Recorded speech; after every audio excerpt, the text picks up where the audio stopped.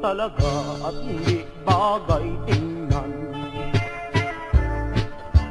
Iloilo Provincial Jail ang aming pinasukan. Pader ang paligid sa amin na magitan, at rihas na bakal ang aming pintuan. Ang mga dahilan ng aming pagkabilanggo,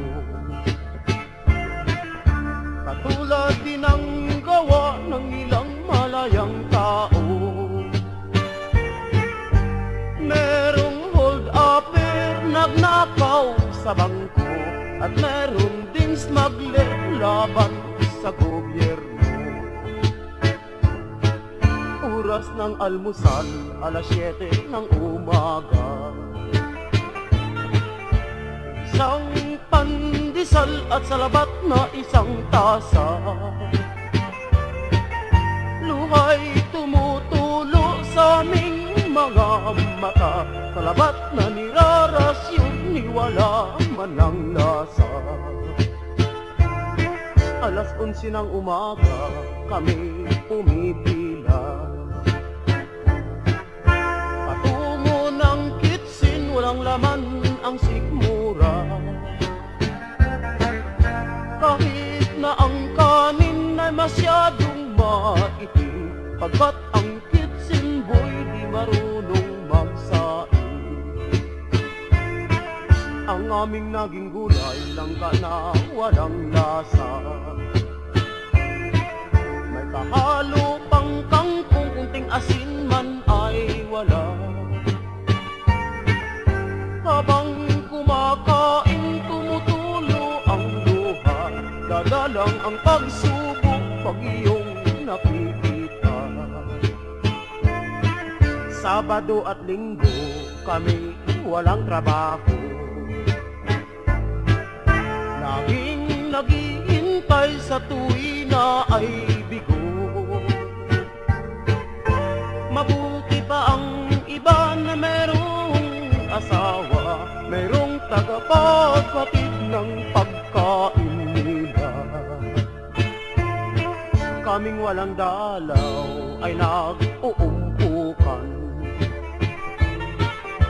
Gumagaan din ang loob kahit paminsan-minsan,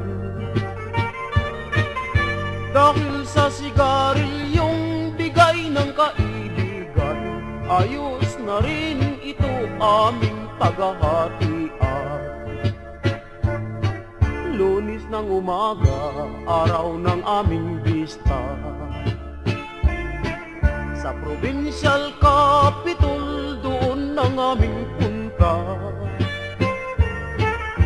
Oras ng pagpasok ng tagapaghukom, kami ay tatayo at lahat ng naroroon. Ang nakakaawa, kaming mahirap. Kami nalulungkot, kapalaray di tiyak. Mabuti pa yaong merong 1,000, merong abogadong tutulong sa kaso. At nang mabasa na ang aming sentensya, yes, decision, mabigat na parusa. Lungkot sa aming mukha, inyong mababasa, dahil sa kaibigat ng aming sentensya. Nang matapos na araw ng aming bista, kami ay bumaba, umpisa na ang pagturusa. Dalawang kamay namin ay nakapusas na, ulo'y nakayuko, kalaya ay di makita.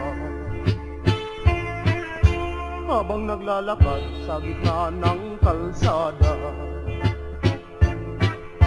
wardya'y nakabantay at walang kumpiyansa. Kami pabalik na sa aming tahanan, Madilim na bilangguan, rihas ang pintuan. Mga kaibigan, ito'y isang aral.